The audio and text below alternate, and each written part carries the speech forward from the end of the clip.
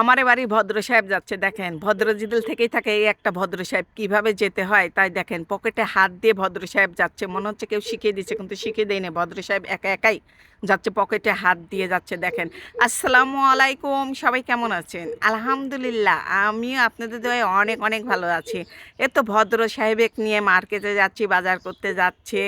আর বাজারে গিয়ে এতে স্বর্ণকারের দোকানে চোখ পড়লো, চোখ পড়ে আমার এই আংটিটার ভিতরে যে জানটা যে রয়েছে আমি কিনি না কিনি একটু হাতে দিয়ে একটু শখটা মিটাই। দোকানদারে বললাম আংটিটা বের করে, কত দাম, কত আনি আছে, কয় আনি আছে, বললো 10 আনি আছে। ঘুরে তো মাথা বনবন করতেছে, 1 লাখের উপরে দাম। যাই হোক একটু হাতে পরে শখটা মিটিয়ে নিয়ে আসলাম, শখের দাম লাখ টাকা।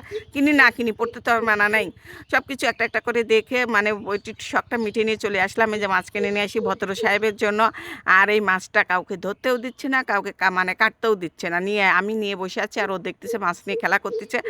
যাই হোক অনেক কিছু বলে টোলে 7-5 বুঝ দিয়ে ভদ্র সাহেবের কাছ থেকে যে মাছটা নিয়ে চলে আসলাম কাটার জন্য।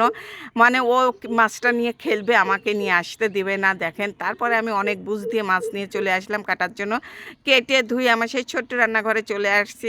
আর আজকে রান্না করব গ্যাসে, মানে বাজার ঘুরেছি তো, কেনাকাটা করলে বুঝতেই পারছেন রোজার দিনে কি অবস্থা হয়।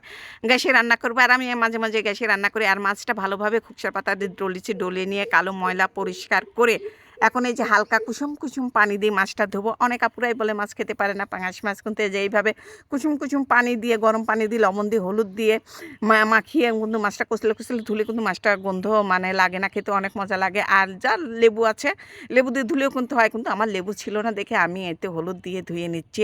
আর এই তো ভালোভাবে কষলিয়ে ধুয়ে যে মাছ, নানি দাদিরা বলে, মা চাচিরা বলে যে মাছ ধুতেই বলে স্বাদ, যে মাছগুলো বেশি ধোয়া হবে সেই মাছগুলো বেশি স্বাদ লাগে। আর যে তরকারি কাটতে সুন্দর লাগে, দেখতে সুন্দর লাগে, সে তরকারির স্বাদ লাগে বেশি। যাই হোক মাছগুলো ভালোভাবে ধুয়ে আমি এই যে মাছগুলো লবণ হলুদ আর মরিচ দিয়ে মাখিয়ে ভেজে নেব।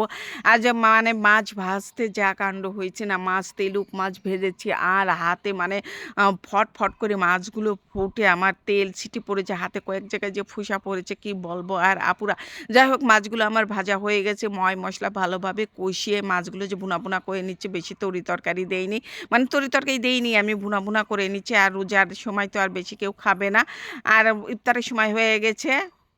আরে তো ইফতারি গুছিয়ে নিচ্ছি। আজ হলো ইফতারি করব হলো চিড়া আর দই দিয়ে। আর এই ভাজাপুরা করে নিয়ে, গতকালকে ভাজাপুরা ছিল সেগুলো একটু গরম করে নিয়েছি। আর এই যে রোজা রমজানের দিন কিন্তু চিড়া আর দই দিয়ে ইফতারি করে খেতে কিন্তু ভালোই লাগে। আর আমাদের কাছে অনেক মজা লাগে, আমরা মাঝে মাঝে আর এই গরমের সময় দই চিড়া দিয়ে ইফতারি করলে কিন্তু পেটটাও ঠান্ডা থাকে আর খেতেও অনেক ভালো লাগে। আজ এই পর্যন্তই, টাটা।